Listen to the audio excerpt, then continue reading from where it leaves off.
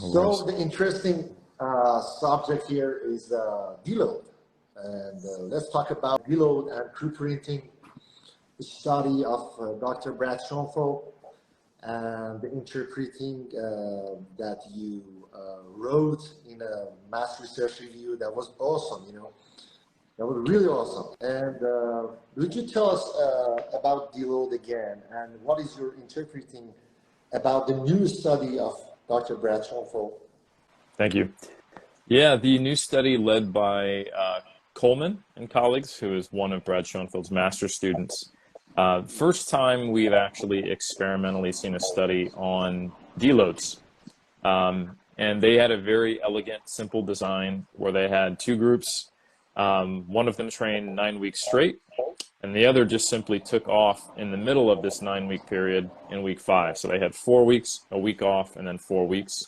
And they were resistance trained subjects, and they measured both changes in performance, in terms of like strength performance and power and muscular endurance, as well as changes in body composition. And those are the main things they did. They also took a few other measurements to include comparisons in muscle soreness and also readiness to train on subjective questionnaires. And the main findings were that there were no differences between groups in hypertrophy, body composition, that there was slightly worse strength performance in the group that did the deload, and that the group that did the deload also was a little bit more sore and did not feel as ready to train. So there's two ways to frame the findings. One is, the good news is you can take a week off between 2 blocks of training and you won't have any worse outcomes if your goal is hypertrophy. The less favorable findings are that that week off might get you out of your groove a little bit for performance, and you'll have a slight regression.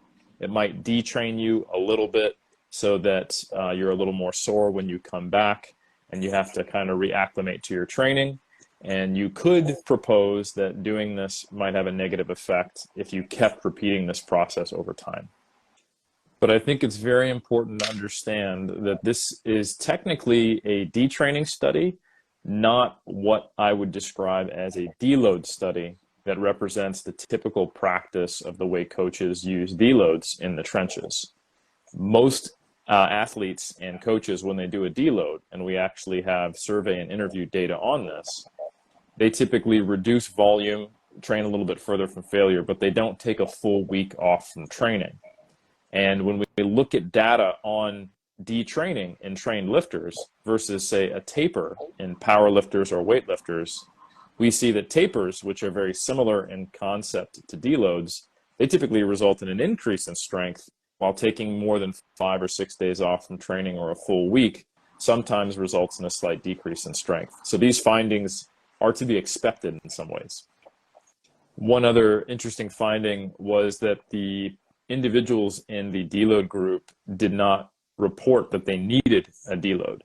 So between these two findings and overall interpretation, I think probably what we can take from this is that it might be better to only take a deload when there are signs and symptoms that an athlete needs it. So there are indications that fatigue is high enough, so they should be reactive versus prospectively prescribed. In addition, it might be better to take a deload where it's actually just a reduction in volume or in frequency.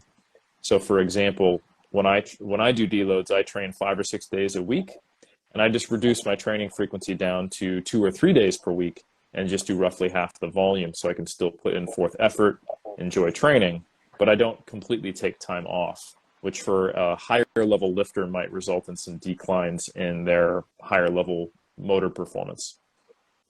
But I will say, the good news is, you know, that if you have to take a week off from training for whatever reason, and your goal is bodybuilding or hypertrophy, it's not going to hurt you. And it's really not that big of a deal. It might be a little rough getting back into the gym. You might have to decrease your loads for that first week back. You might be a little more sore than you would anticipate, but ultimately it won't impede your progress. So this is something that we can take a little bit of faith in and have a little more of a normal life and be able to have vacations, birthdays, holidays, etc.